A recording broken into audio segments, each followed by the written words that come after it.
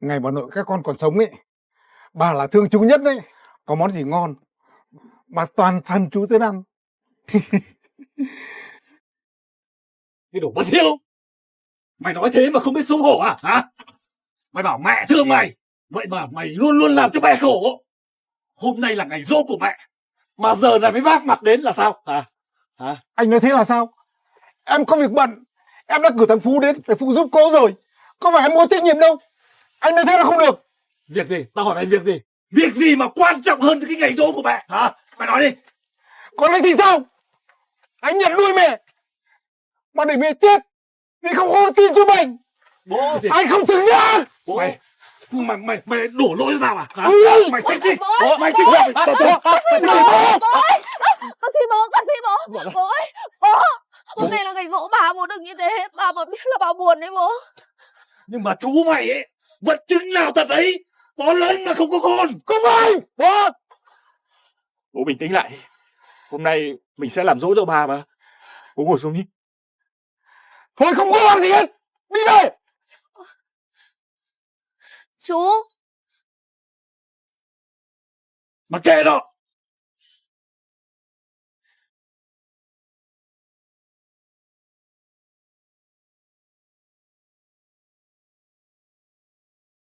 Đi nhanh cái chân mày lên. Ở đây có ai chào đón đâu mà liên tiếp.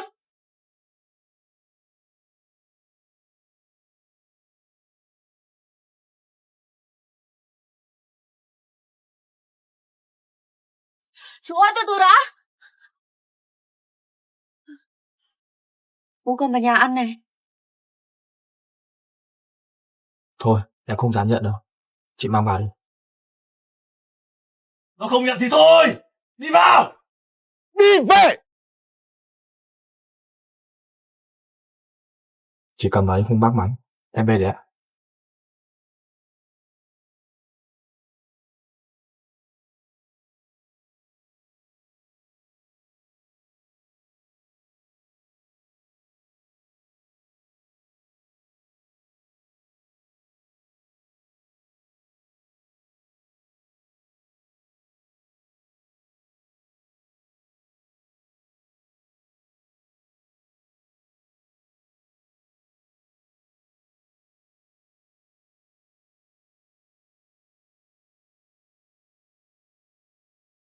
Ngày bà nội các con còn sống ấy, bà là thương chúng nhất đấy. Đúng thế này, anh phải cố gắng lên. Chị và các cháu đang về. Anh ốm mà nằm một mình thế này, không cho ai biết, nguy hiểm lắm. May mà em sang ấy, chứ không thì... Chú cứ làm như anh mắc bệnh hiểm nghèo, sắp đi theo các cụ đến nơi rồi.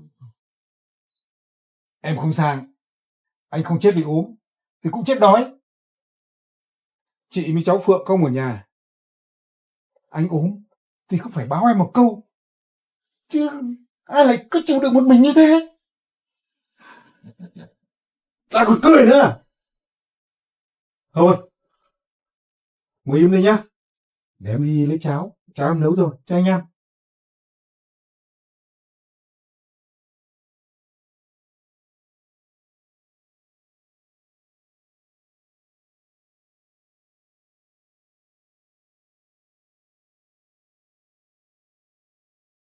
Cháo em nấu với thịt băm nhé, ngon lắm. Ngày xưa nhé, anh nấu cho em như thế nào, bây giờ em nấu cho anh như thế đấy. Ngon không? Đúng gu của anh nhé. Nào, ăn thêm tí nữa cho khỏe nào.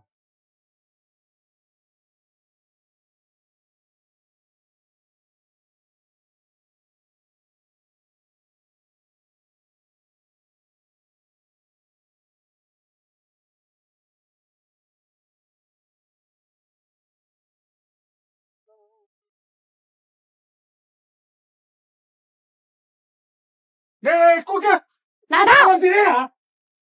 Tại sao cô lại cướp cuốc bờ ruộng của nhà tôi? Trời, thế ông có mắt mà ông không nhìn à? Đường này là đường bờ ruộng của nhà ông, của nhà tôi mới phải nhá. Cô này buồn cười nhỉ? Bờ ruộng hai nhà bao nhiêu năm không sao, giờ đất lên giá, Con lại dở thói chiếm đoạt. Này này, Đúng à? ông nhá, ông đừng có mà tưởng ông là đàn ông mà tôi sợ nhá. Tôi thích cả họ nhà ông đấy. Bà thách ai à? Tôi nói cho bà biết nhá, cái họ nhà tôi chưa ngắn trường hợp nào hết nhá. Bà đừng có tưởng bà là đàn bà con gái mà cứ to mồm đi. Ông ra đúng lúc rồi đấy. Ông dậy lại cái ông em của ông đi nhá. Người gì mà bố láo mất dậy, cãi nhau cả với đàn bà. Xin lỗi bà nhá. Gia đình nhà tôi ấy là 3 đời có ăn có học, không phải là cái loại đàn bà con gái như bà ấy. Bọn tôi không phải nể nang gì cả. Đàn bà con gái nhìn mà chua ngoa đánh đá, còn tham lam nữa. Anh em nhà ông được đấy. Đợi đấy. Anh không ngầu lắm. Này, tôi phải gồng lên đấy. Thế à? Nhìn con mẹ này nó ghê gớm phết đấy. Đầu tiên tôi cũng thấy rén rén đấy ông ạ. Con mụ này ghê nhất xóm Linh à. Thôi, anh kia. Cẩn thận. Đây, Quay. chú ra kia, anh ở đây. Anh ở đây. Rồi, anh ở đây. Sâu lắm. Sâu lắm chú ơi. Anh cẩn thận thụt. Này, ngày xưa nhá, cái chỗ này em xuống là ngập đến cổ đây. Anh nhớ rồi. Cái lần mà chú suýt chết đuối đúng không? Đúng rồi. Anh cứu em. Bây giờ bắt. Đây, chú nhìn thấy không? Cái đuôi. Đây. Mày chạy đâu? Đây là. Bắn lên. Ôi dồi ôi, anh ơi là anh. Đấy bơi được rồi. Thôi nhá, lần này dứt khoát không để tuột nữa nhá. Chú bên kia. Rồi, để đây em. Đây rồi chú ơi, đây rồi. Đâu? Đây rồi. Ở đây, nơi anh. Đây. Thấy chưa? Rồi. Đây. Im, nó bay mất. Thôi, không đưa anh nữa. Anh cầm.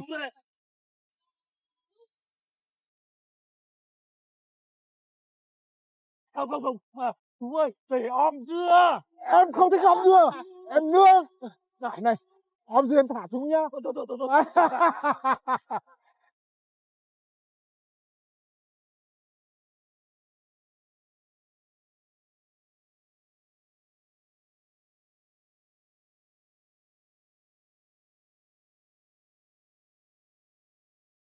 Thôi.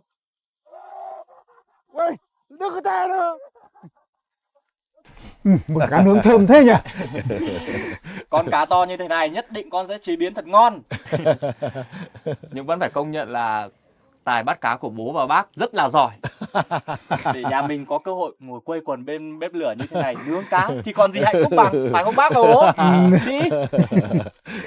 Em nói thật nha, bác cả ấy, nghĩ thế nào bắt em phải làm theo như thế, em cực ghét. Nhưng mà nể tình, ngày xưa bác bế em ngày bé nên là em buông. Chú thì cũng không phải dạng vừa đâu. Anh nói thật với chú nha, chú làm sao phải bỏ cái thói nóng tính đi. Nếu không ấy thì là lại ăn tét vào đít đấy. Ôi, đau quá. Đã có lúc con cứ tưởng là cả nhà mình chẳng bao giờ ngồi quây quần với nhau như thế này được nữa.